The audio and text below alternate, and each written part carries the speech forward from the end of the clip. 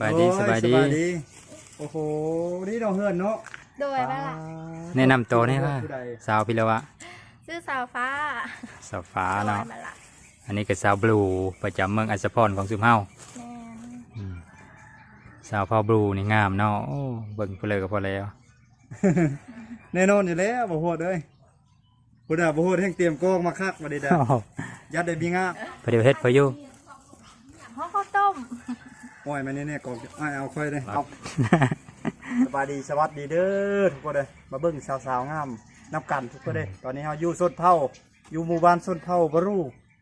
ของเมืองอัศพรแขวงสะเขตโมเมนต์เซโปนแน่เนาะโมเมนต์เดินทางมา100 ปลายโลบ่ดีนะพี่น้องเอ้ยมาหาบ่โหดเพิ่นพาทั่วสะใจเลยมื้อนี้นะคุ้มค่าอะไรมารอบนี้นะพามาโทเมืองอัศพรเนาะแม่นทั้งสาวผู้ไทยแน่สาวบลูแน่นี่น้องเฮ็ดหยังห้องข้าวต้มมื้ออื่นสิผูกแขนน้องกับเบียงโอ้น้องชายสิกับเวียงแม่ล่ะอ๋อน้องสิไปเรียกอยู่เวียงบ่หรือว่าไปยังน้องเราสิกับไปเวียงแล้วจ้ะแล้วผูกแขนอ๋อแล้วผูกแขนเนาะมื้อผูกแขนตอนเช้าบ่แม่อ๋อตอนเช้ากำลังเริ่มห่อข้าวต้มมาฮะแม่โอ้กระชั้นเชิญน้องตามสบายเลยเดี๋ยวจะหาว่าอ้ายมาคัดจังหวะการทำงานเดี๋ยวไปเบิ่งน้องเพิ่นเฮ็ดเวียกเพิ่นห่อข้าวต้มเสียงกวางเกี่ยมหุ่นเสือน่ะกอดควันยาสูบโอ้ระดม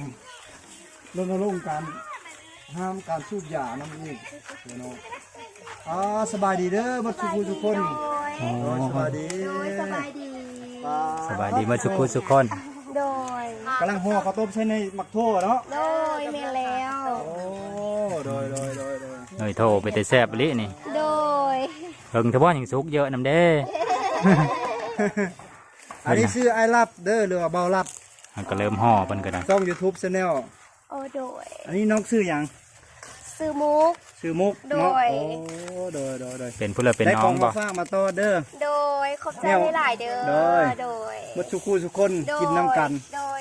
แนวของผู้หญิงมากแล้วนะโดยผู้นี้น่ะเป็นบ่ลินเนอร์เป็นนั่นแหละโอ้แท้ๆนี่บ่โดยแม่นบัดผู้อยู่เตงบ่บัดเป็นน้องสาวบ่ผู้น่ะน้องสาวสฟ้าบ่น่ะผู้น่ะอยู่เตงโดยแม่เฉพาะหน้าคล้ายๆเดียวเนาะบัดผู้นี้เพิ่นบีคือบ่เลิกผู้นี้พัดคือพออ๋อคือพอ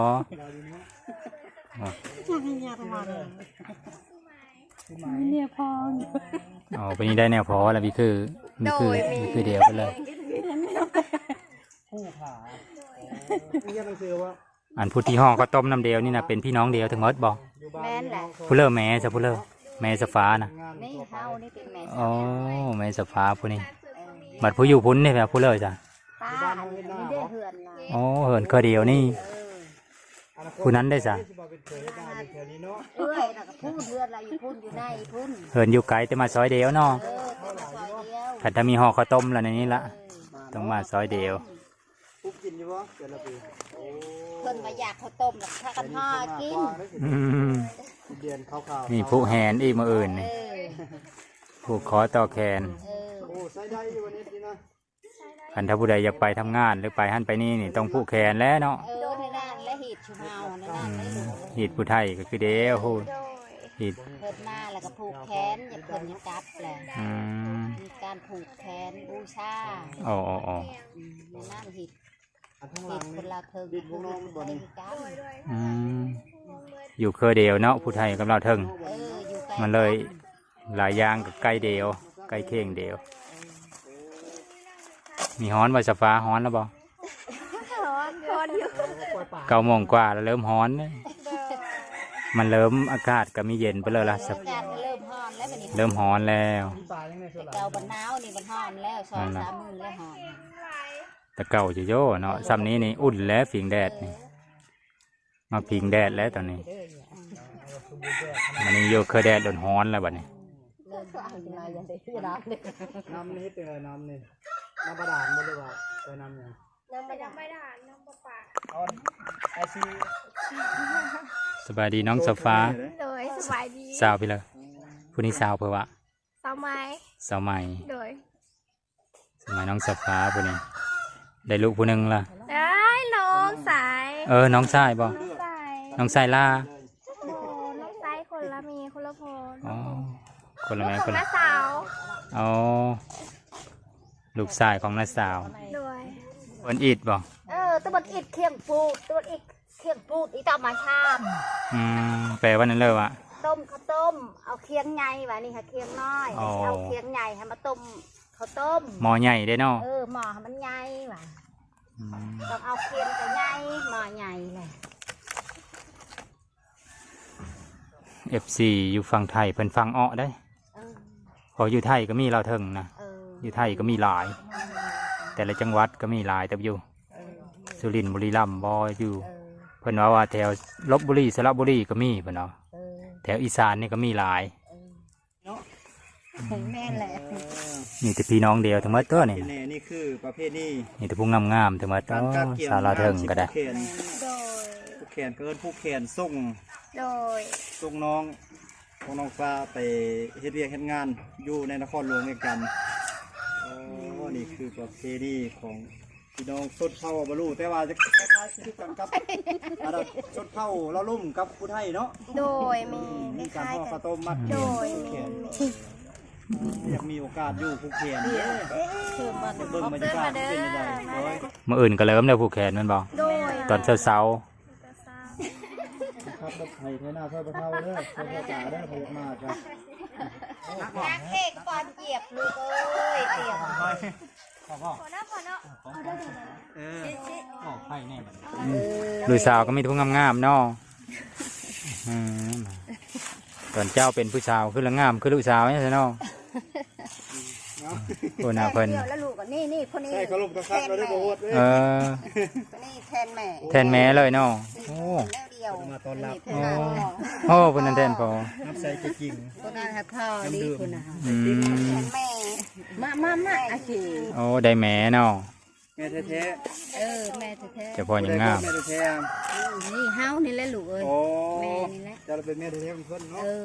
ได้เนี่ยพอก็งามอีกแบบหนึงหน้าคมอีกแบบหนึงแล้วก็ คนละชีไผ่ชีมันเนาะงามไผ่งามมันอันนี้แนวแม่อันแนวยาตัวนี้เห็นแม่ยาของเพิ่นกันแนวนี้ โอ้ ได้แนวยาถูก ในนั้นอีเนาะ ชีวิต อย่าเบิ่งหยาก็เบิ่งผู้นั้นบ่อย่าเบิ่งแม่แต่ตอนยังสาวก็เบิ่งสาวฟ้านี่ตอนนี้สาวฟ้าอายุเท่าไหร่แล้วซะ กำลัง โอ้19 ปีแล้ว ผู้แขนตอนนี้ เต็มสาวคักเลย19ละ แบบสไตล์ของคนเข้าเล่าลุ่มเล่าเดิมหรือว่าเข้าผู้ไทย สาวนี่สาวบ่สาวได้เนี่ยพอนี่นะสาวไปแล้วว่าลืมแล้ว สามู สาวมุก โดย กาเทียมอาหาร สาวมุกดาวันเป็นอะไรแบบนี้นะบ่เต็งฮักแล้วบ่รัดหึ้นเต็งฮักครบแล้วเมื่อกี้นี่โธ่ ไปเนาะยายไปในตะเวน น้ำหนักหลายหรือบ่รัดนี่ บ่รัดขึ้นแล้วเต็งล้านครบแล้วโธ่ อันนี้มันชูนต้องใจเติบ อาจจะพูดชนพูดแก่พูดกิน เป็นได้เต็งสูงนี่ห้อยใจตกใจเลยเติบ ม้วนว่า โอ้ยมวนตะลิ ม้วนเนาะ ใหญ่มากมือเนาะอย่ากินขนมน้ำเคยกินเลยบ่เคย บ่เคยกิน บ่ได้ นั่ อึ น ดในบ้านบ่มีเงินซื้อ บ่เคยกินนั่นขนมย้อนบรัดกับบ่โหดซื้อบ่ แม่ แต่ขนมพื้นกินอันชื่นได้กินอยู่เนาะ โดยบ่ซื้ออยู่แม่นั่นเลยแม่และแม่ผู้นี้เซ็กและเราก็อยู่ผู้เดียวลูกพัน อ๋อ ไปสู่เมียแล้วก็อยู่ผู้เดียวนี่เฮือนค่ะย่ามดังไทยย่ามพมตกตื่นสวยของหนาวย่ามพมตกขัดดังคืนมันบ่ลุกค่ะมันทนย่อยใส่แล้วก็ลงลังอยู่ตารางหัน เฮิดไม่เท่าผู้นั้นอยู่โพ่นเฮิด มันจะข้นทำไมเท่า สองคนเจะเล่าก็เล่าหัวกุยพากันใช่ก็ชอบเอาแล้วก็เอาย่างปกเมียนหัดมันบ่มีผู้เกี่ยวหญ้าบ่เป็นไผหญ้าหญ้ากับพื้นมาให้เกี่ยวให้แล้วก็เกี่ยวให้แล้วจักไผเห็นแม่เห็นไผบ่เป็นนี่ลูกเอ้ยเจ็บมือค่ะ เป็นเลือดเลยนะ มันแตก มือจนแตะ แตกบ่เป็นไผหญ้าแล้วเอา โอ้ อื อา ม หนาวเนาะ ปาก โอ้อาการหนาวมือเตะ บ่ตายหมู่ละคนละนกให้ตาย อ๋อนกพระพุทธเจ้าตาย อันลำบากใจคันว่าย่ามพ้นบ่เป็นดังไผเฮือนหัว เฮิดมันโหโพด หลานดังไฟให้อยู่เฮ็ดกินก็บ่ได้ บัดเข้าเอา เอาแพย่างปกเมียนหายันพลหัว ยันเขาออกเงาะ ชอบเขาเพิ่น10ชอบผู้น้อง เออ กิน2ไม่รู้กับเพิ่นบอกกับ เออ พูดไปเฮ็ดงานบ่ เออ บ่กุมอยู่บ่กินกุมกินแหละไป แล้วก็กุ้มแล้วก็ไปหาเงินลูกค่ะ บัด คนอยู่บ้านนี้ดูมันขยันเพียรเลยเนาะเบิ่งจังหวะโฮสวนเลยเนาะเป็นเรียนออกขนาดเบิ่งแนมเบิ่งโฮนะ แล้วบ้านเนี่ยลูกก็เบิ่งกับผัว จะพูดดุๆขยันหน้ากระทงกว้างเนาะ บ่ได้กวางบ่ชิบชอบเคยมีสิกวางลูก เดี๋ยวเขา10ชอบหนึงบ่ คันว่าชิบชอบเพราะมันบ่กวาง เฮิ่นสฟ้าได้จ้ะได้เข้าจักสอบแต่ละปี ชาวผ้าค่ะ30 อ๋อ30นึงเนาะ 30ชอบ บัดคนเพันหลายบ่เฮิ่นสฟ้าประมาณจักคน โอ้หอดชิบพุ่นได้ ป่าโตดหลายปานนั้นบ่ ลูกเขา8คนแล้วบัดชิบพ่อชิบแม่บัดนี้ โอ้8ลูกเจ้าหน่อย8คนทั้งหมดน่ะหลายๆเติบซะเนาะ ผู้หญิงสี่ผู้ชาย เอ สี่ ้ยห่อข้าวต้มกัน ไปหาอยู่หากินใส่ปลาคันแล้วเขากับกุมอยู่กุมกิน อืม เนาะ ทากินเด้อลูกเด้อทามันสุก เขาไปทำงานมันบ่ลูกเจ้าน่ะยังแต่4คนอยู่บ่ตอนนี้น่ะ ตะกะมัดปักใหญ่เนาะข้าวต้มนะ 4คนกับผู้น้อย แอบใหญ่เลยแนวอิ่มเนาะน้องไม้เนาะแนวสิอิ่มไว้ ที่ส่งก็พอกับอีก ผู้ลุลาเพิ่นก็มีเนาะจักปีแล้วบ่ลุลาเนาะผู้ชายนั่นน่ะ 7ลูก8บ่จักทำอยู่ ประมาณนี้เนาะ7-8 ปีนี่ลูกชายลาเพิ่น ประมาณนี้หั่นแหละ ตะกี้เขาคิดว่าลูกสมัยบ่ค่อยถามเราลูกสาวจะบ่ เราเอามีแม่นแล้วน้องชายก็ได้แล้วว่ะ น้องไม้เนาะ ผู้นั้นบ่ นั่นเหรอ ลูกในเช้า โอ้ลูกในสาว วันนี้อายุจะปีน้องฟ้า ลูกแม่ลูก คิดเก่า ลูกเจ้าก็มีผู้น้อยไว้นี่กะ ติดสาวบัก 8 ปีบ่7-8 ปีแล้วอ๋อ สุดถูกนี่น่าจะได้160ป่ายเนาะ ลูกชายจะคนบ่ลูกชาย ประมาณชาย4ยิง4 160 โอ้ 62 สายสิยิง4โล จังหวะเห็นน้องยืนเมื่อกี้ แต่ละคนก็เฮาเห็นหมดบ่ บ่ได้ผู้เฮาผู้บ่ได้เฮา น้อง อ๋ ฟ้า อ อัน น้องฟ้าเสือเฮาเนาะ สิ้นนี่คือสิ้น เฮาก็ พ่อผู้ไทย บ่ฮอดใช้ได้ลูกจบแต่ปหา สิ้นพ่อผู้ลูกบ่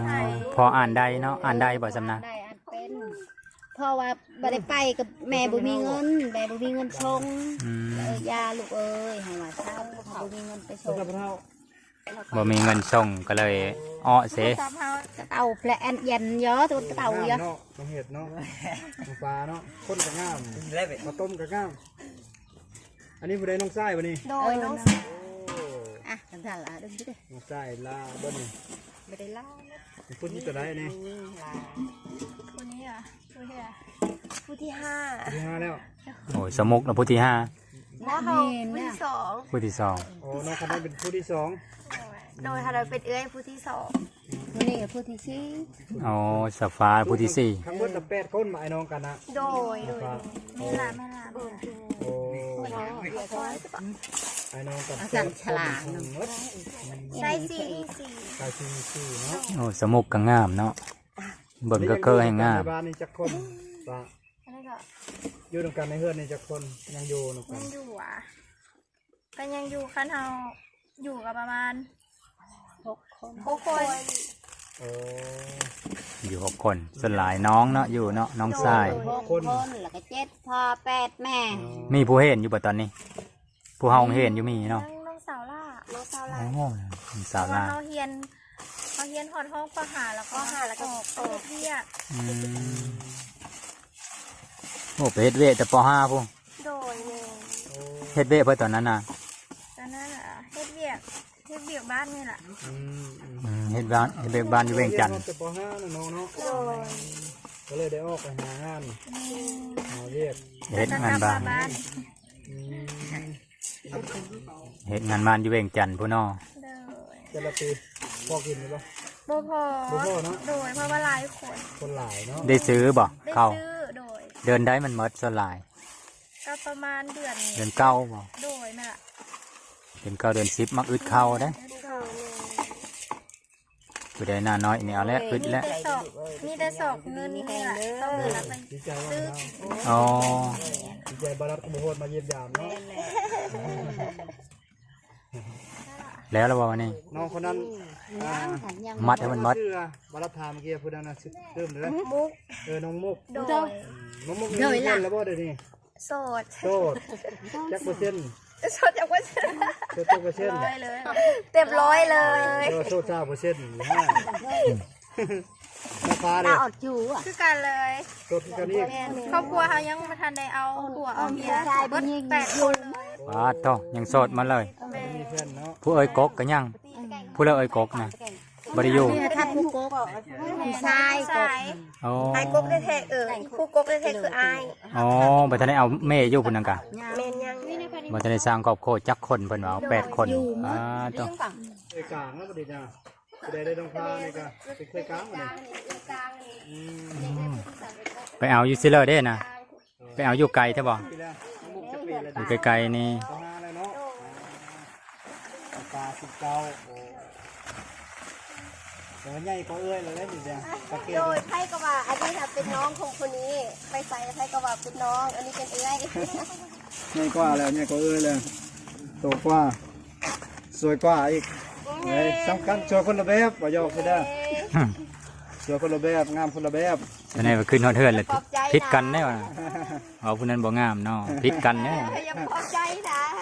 ก็ได้แล้วไปตีกันเต่านาเบาหัวเบานาแล้วแต่ ตีกัน ก็ได้ดำได้ข้าวกับต้มน้ำห้อนเลยแบบนี้ อ๋อ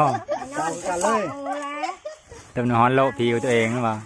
เพื่อกระยากาว บ่โหดมามันนี่ก็บ่ขึ้นบ่พันว่าสิได้เจอน้องฟ้ากับน้องมุกแล้วก็น้องไม้โอ้ คิดว่าจะได้เจอแต่ผู้เดียวบัดมาพันมีทั้งนางฟ้าทั้งหมดทั้ง3ไอ้น้องน้องเลยนี่ กล้วยโอ้เสร็จเอาเนาะ ลาเช็ดเลยเพื่อน ตาแล้วก็มาเสร็จอีกเนาะละเอียดขนาดเลยปานีตขนาด สมความงามแล้วอยู่เราก็สะอาดเนาะ งานแฮนด์เมดเนาะงานแฮนด์เมดอะไรเนี่ย ทำงานขึ้นเพื่อนบุจัก สังเกตแขนกะเต็มทักเลยแขนนะเนาะน้องฟ้า เต็มสาว บ่บ่มเลย 19แล้วเด้เป็นสาวคักแล้วเด้ เต็มอุลูดอยู่ ก็เลยได้เป็นแฟนก็ให้ เอ้า เนาะโชคดีแล้วเติบแล้วนี่ อยู่เฮือนนั้นนับถือพุทธบ่พุทธอันนั้นฟ้า โดยแม่ละโดยมันนับถือ อ๋อลงวัดลงหยังใช้บาตรใช่ยัง โดยศาสนาพุทธ โอ้โอ้ ให้บลึกสะก่อน เบิ่งแต่ประเพณีผูกแขนก่อนเนาะ โดย ห่อข้าวต้มล่ะ ชื่ออันนี้ชื่อแท้ชื่อว่าเด้อนี่เด้อ อ๋อ ถือพุทธแท้ว้าเลย โดยแม่100%เลยนี่100%เลย ไอ้ไปเห็นแถวส้นเผาแถวเขตเมืองสิโปดนะพุ่นน่ะส่วนหลายจะถือผีได้ทางนั้นน่ะ โดย หมู่บ้านแถวนั้นถือผี อ๋อเราเทิงแถวนั้นนะบ่ แม่นส้นเผาเราเทิงแถวนั้นหรือว่าส้นเผาบลูแถวนั้นน่ะ โดย เขาจะนับถือผีแล้วเขาบ่ได้ลงวัดได้เขาบ่ได้ใช้บาตรได้ส่วนหลายนะ โอ้ แล้วก็เขาไม่ได้ทำบุญด้วยการไปวัดอีกเขาไม่ได้จำผีไหว้ผีมีงานประเพณีอย่างต่างๆกันเดี๋ยวนะฮะ แถวนี้ได้ไหมแถวนี้มีบ่จำผีก็มีบ่แม่ มี มีอันนี้ แต่ก็บ่ได้ปะ มีแต่บ่ได้ปะเนาะ ไม่ได้ปะ บ่มีปลาหรือปลาบ่ แต่ ได้ ว่า ผู้ไทยก็มี หลักๆแล้วเป็นถือศาสนาพุทธมีกับผู้โคโตแขน เป็นลอยอ้าว อืม เฮ้ท ลงวัดลงว่าใส่บาตร แต่เก่าก็นับถือผีผู้ใดก็ได้ก็เริ่มนับถือพุทธ ตอนน้องฟ้าลงวัดนี่เนาะไปใส่บาตรนะช่วงชีใส่ชุด เมื่อวานมันสื่อนี่ เมื่อวานมาสื่อเลยโอ้ย ไปใส่บาตรเนาะ โดยมีรูปอยู่มีรูป โอ้โอ้มีรูปอยู่เนาะโอ้ โดยอ่านเราเบิ่งกันเลย ไปแล้วขอเบิ่งรูปน้ำเพิ่น โดย ต้องชินารักครับพี่น้องเอ้ยว้าผู้ใดเด้เนาะสิได้อันโชคดีสิได้มาเป็นแฟนน้องฟ้านี่ในอนาคตสิได้มาเป็นผัวเพิ่นนี่คือสิโชคดีครับเบิ่งห่อข้าวต้มกระบักกำงามใหญ่ ของไม่เท่าของไม่เท่าห่อให้งามนี่ สิเลอโอ้ ๆ ผู้แม่ผู้ใดสอนเนาะ แม่เป็นแม่ของน้องฟ้า เป็นแม่ของน้องพาพี่นี่ โดย คนนี้เป็นป้า อ๋อ คนนั้นป้าใหญ่พี่นี่ป้าน้อย ผลิตปลาใหญ่ปลาน้อยแม่เท้าอันนี้อืมเบิ่งออมแอมเพื่อนกันคีบบ่กระซื้อมะขามเปียกไงแถวบ้านจอมห้าแถวบ้านเวียงเขาซื้อโลนึงแถวน้องเดินนี่โลนึง15,000กีบตกเป็นเงินบาทไทยกับประมาณ18 บาทไทยเนี่ยกันม่วนอยู่ได้พอได้แกะอยู่ได้แกะมะขามเปียกขายเลยก็มีมะขามเนาะสิได้เมื่อนี้ ผู้ขึ้นค่ะ เมื่อนี้สิได้ไปแกะมะขามอยู่หน้าแล้ว4 ต้นเป็นดกอยู่ แต่ละปีป้ามันล้นทีมละปีนี้จะไปแกะมาขายอยู่พี่แล้วฝากมาให้น้องฟ้าขายให้ ดีใจเด้ ซื้อขายให้ มาแล้วเรามาแบ่งเอาส่วนแบ่งกับบ่โหด เดี๋ยวเงิน ธุรกิจชื่อว่าขามเปียกขายน้ำบ่เฮาเนาะ เดี๋ยวเงินส่งคืนหมด เงินส่งคืนเซโปนหมดบ่ขายให้ติซื้อบ่ ส่งคืนไปเลยเหรอ มาแบ่งกันบ่เด้ขายแล้วเอาส่วนแบ่งกัน ถ้ามีธุรกิจนำเดียวแล้วพิษเดียวนั่นแหละ มีต้องให้ธุรกิจนั่นละจักเดียวชื่อพ่อผู้นั้นได้ซะน้องสาวบ่ผู้นั้นน่ะผู้เสื้อขาวนั่นก็น้องสาวบ่นี่ เป็นลูกของป้า โอ้ลูกของป้าถึงมัดจุ่มนั้นเนาะ อันนั้นก็สิได้งามคือกัดได้อห่างกัน5-6 ปีข้างหน้าก็สิเป็นสาวงามของหมู่บ้านนี่แหละหั่น โอ้ยหลานข่อยมีแต่งามโอ้มี ชื่อนางหยังว่าน่ะ มีอายผู้เมืองยองอีกตามน นางหน้ามนต์โอ้ โอ้หน้ามนต์อันนี้สมซื้อเลยเขาตั้งตามหน้าแล้ววันตั้งซื้อกัน คิดเอาตัวเส้นเลยตัวชีปมลมแล้วตัวเส้นปืนเลยติ จักชั่วโมงกะสิสุกเนี่ย นี่นะเถอะชาม ต้มซ้ำนี่นี่ ช่องชั่วโมงก็ชุกก็ไม่นอ 2 น ชั่วโมงเนาะ ของมันอ่อน เอา ตัวอย่างละ เดี๋ยวบ่โหดก็บ่รับสิสุมไฟช่วยจังหน่อยหนึงสุมไฟหม้อข้าวต้มเอาไปทั้งคุณเนี่ยขนมเนี่ย ผู้พาเอ้ยผู้พา มีหมักทั่วดินน้ำนี่ เจ้าบ่ชนบ่ลูกนี่ แบ่งกันกิน แน่หอมมา ไป ละ พุ่นแม่ฟ้าเอา มา มา กินหอมเยอะ อืม มา มันยังหลายอยู่นี่ มาลูกมามากินหอมเยอะเจ้าอ่ะ เอาไปแบ่งกันกิน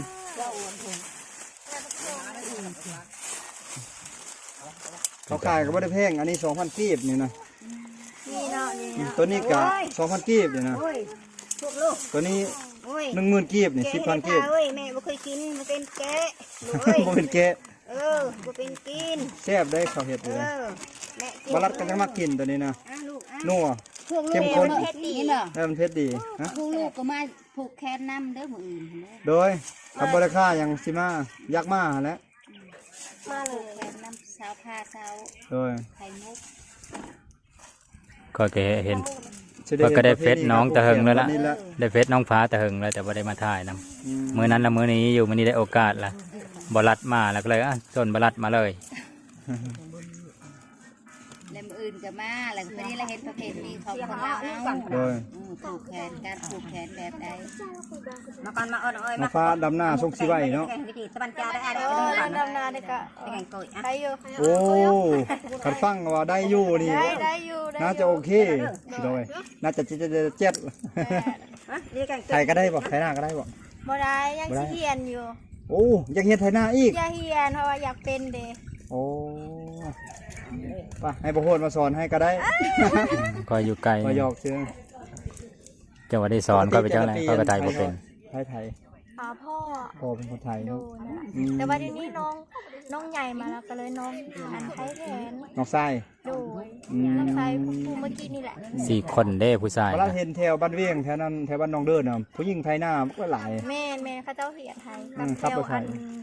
กุกดอกกุกแดงเท่านี้แหละเขาเจ้าเหียนหลาย ครับได้เคยครับบ่ครับดีเต้นธรรมดาเนี่ย บ่เคย บ่เคยเนาะ อยากเคยอยากอ้อน แต่อยากเฮียนครับอยู่เนาะ แม่อยากเหียนอยาก โอ้คักแท้สนะ สาวเราถึงเพิ่นเว้าโมนเนาะเพิ่นเว้าลาวโมนเพราะว่าเพิ่นอยากเว้าภาษาเพิ่นใส่เฮาก็ยันเฮาบ่เข้าใจเพิ่นก็เลยเว้าภาษากลางใช่ ว่าแถวนี้นี่จังน้อยนี่สิได้ซื้อแต่ว่าโซนเท่าได้ซื้อ ส้มเผาเขาอ่ะ ยังซื้อยังได้ซื้อแล้วเขาบอกโซนเท่าฮะ เอา แต่ว่าเบิ่งบรรสังเกตเบิ่งบ้านเฮือนซ่านบ้านช่องบ้านเมืองนี่มันพัฒนาไปไกลเลยแถวนี้นะหมู่บ้านกับเบิ่งการนุ่งถือนี่แม่ จะหน่อยนะ คืนอินเทอร์เน็ตก็มีเลยเด้เข้ามาไฟฟ้ามาน้ำประปามา แม่นตะกี้นะบ่มีไฟบ่มีหยัง น้ำประปาก็มีติอยู่บ้านนี่ โดย ดอยเด้อ นั่นมีน้ำประปา ไฟหากะเฮา นี่นะ ไฟเข้าจักปีแล้วซะ ตอนนี้ก็ ไฟมากเข้าจักปีแล้วตอนนั้นบ่มีไฟเจ้าเอานะ กะลายอยู่นะแต่ว่าบ่จือ เข้าหลายปีแล้วเนาะ โดยเขาหลายปีละ แต่เช้านี่ยังไม่ทันได้เกิด ให้เฮายังน้อยผู้ โอ้ 10กว่าปีแล้วเพิ่นจ้ะ อ๋อ ต่างแต่ว่าผู้คนยังนับถือฮีดข้อประเพณีรักษาไว้ เต็มผู้ผ่านพูด ดีหลายตัวเนี่ย ตะเมียมาห้อง อันดีงาม เลย นี่ สมัยจักปีแล้วจ้ะสมัยอายุเท่าไหร่นะ17 17 ปี แล้วเนาะน้องไม้อาคิดว่าน้องยังประมาณ15 ปีเด้ เจ็บแล้ว อืม สาว17 คนนั้นเท่าเด้คนนั้นเท่าแล้วน้องไม้ซะนะ งานเต่า จากคลิปน่าจะซ้ำซ่าเอา5แล้ว น้องไม้ก็บ่ได้เข้าโรงเรียนแล้วตอนนี้ก็เนาะใหญ่ละอ้อแล้ว อืม เขาแต่ตอนยังน้อย สวยเวียกสวยงานทางบ้านเนาะทำหน้าก็ได้เฮ็ดให้ก็เป็นมีเฮ็ดให้นำบ่แถวนี้ก็ นี่ว่าบ่ ส่วนมันนะนี่ แล้วก็ส่วนมัน ส่วนมันก็เฮ็ด มันอีกโอ้ ส่วนมันแล้วก็ส่วนอ้อยเจ้าเฮ็ด กดระบบปีนี้ ปีนี้ว่ะกดแล้ว กดแล้ว โดย โอ้ได้จักตันปีนี้ ปีนี้ว่ะ อืม ในโบราณ ได้บ่หลาย 2-3 ล้าน เอาเมื่อย มัน ยัง บ่ ว่า เปลี่ยนมันเน่าหมดเลย ได้23ล้านพุ่งอ๋อ23ล้านหลายเด้อ โอ้2-3 ล้าน โอ้2-3ล้าน ได้ คิดว่า สอง 23 ล้า ล้าน น อ๋อ คิดว่า23ล้านซะดอก แต่เฮาก็เฮ็ดน้ำปลาบ่แม่นว่าของเฮาดอก ได้แบ่งกันหลายคนเนาะ แม่หลายคนป้ามีลุงนำ เฮ็ดจังได้จ้างเขาไถวะยกลองยัง ขุดเองเลย ขุดเองเลยป้าโทไปเนี่ยไปขุดน้องก็ไปขุดบ่ โอ้ขุดคือกันเนาะก็ น้องก็ขุดคือกัน โดย ป้าโตยังเห็นเด้อเนาะตอนน้องฟ้าน้องไม้ไปขุดนี่ โดย จักสิออกสไตล์ใดการแต่งกายฮ้อหน้าบ่ฮ้อหน้าฮ้อหยัง พอมันฮ้อนคือสิแหละมันฮ้อนเด้ อ๋อ เย็นแดดไม่นาเนาะ แม่ ต้องฮ้อหน้าฮ้อตาเนาะ นี่ล่ะ กระชังกระสิบ่ข่าวดอกเนาะ ดีๆรักษาไว้ โดย จะได้ออกแดดเดินเผยหน้าสิแดดลายสีดำเด้ดำนี่ค่าดอกสิตกจังหน่อย แถวนี้นี่ค่าดอกนี่แพงหลายพุ่นได้ส่วนหลายก็เอากันแถวนี้ส่วนหลายตามน้องเห็น อืม กะประมาณคือสัก50 ล้านประมาณนี้แหละ โอ้บ่เกิน50 ล้านเนาะค่าดองค่ำเด้ทองคำเด้ คำว่าก็ประมาณ2-3 บาทก็แล้วแต่ ไหนบ่โอ้ได้หามใจแล้ว เนาะมื้อนี้อุณหภูมิก็อบอุ่นดีอยู่มื้อเช้านี่เย็นเนาะน้ำหมอกตกหลายเนาะ แม่ โอ้เต็มหม้อโลดหม้อบักเหยอะนึงเต็มป้าเจ้า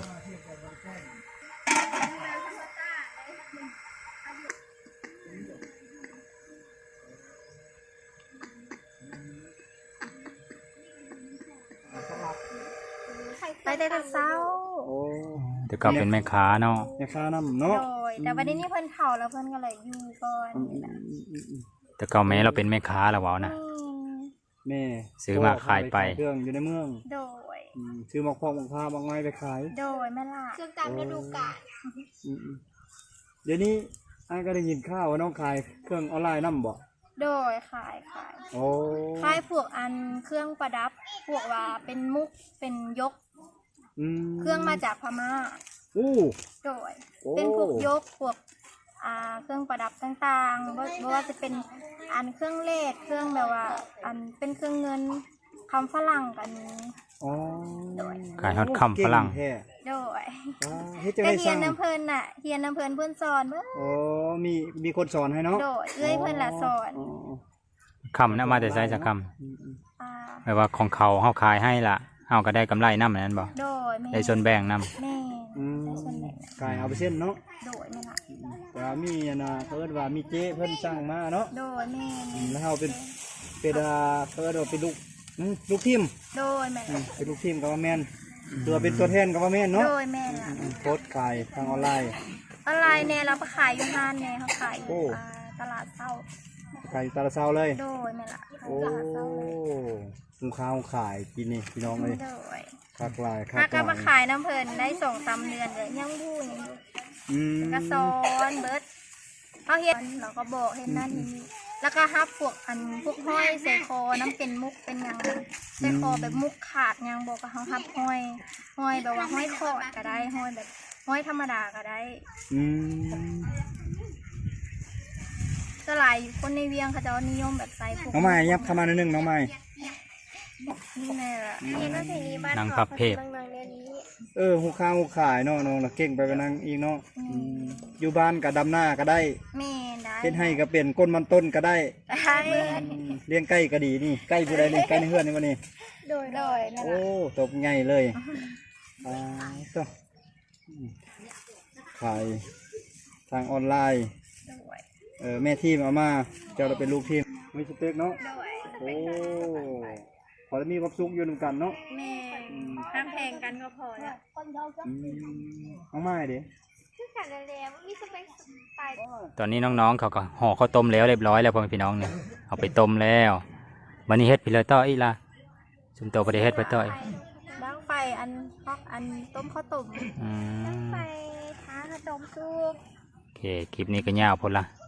เดี๋ยวจะเราไปเบิ่งน้องฟ้าคือว่ามีโซนพักส่วนนั้นให้พาไปเบิ่งฮดพักอีบ่ได้ฮดแล้วบ่มื้อนี้ยังบ่ โดยย่างอยู่ โอเค เดี๋ยวให้น้องฟ้า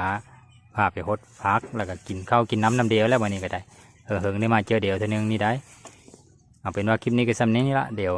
คลิปตอนต่อไปก็อย่าลืมติดตามเบิ่งน้ำเดียวอีกเด้อยังไม่ใช่จบง่ายเด้อแต่ว่าคลิปยาวเกินไปเดี๋ยวพ่อแม่พี่น้องบางคนก็สิได้เบิ่งน้อยเดียวก็สิได้บางคนก็พี่จะเบิ่งคลิปแบบยาวๆนะก็เลยเฮ็ดเป็นตอนแบบนี้เอาโอเคเดี๋ยวตอนหน้าคลิปหน้าพอได้ไหมเด้อ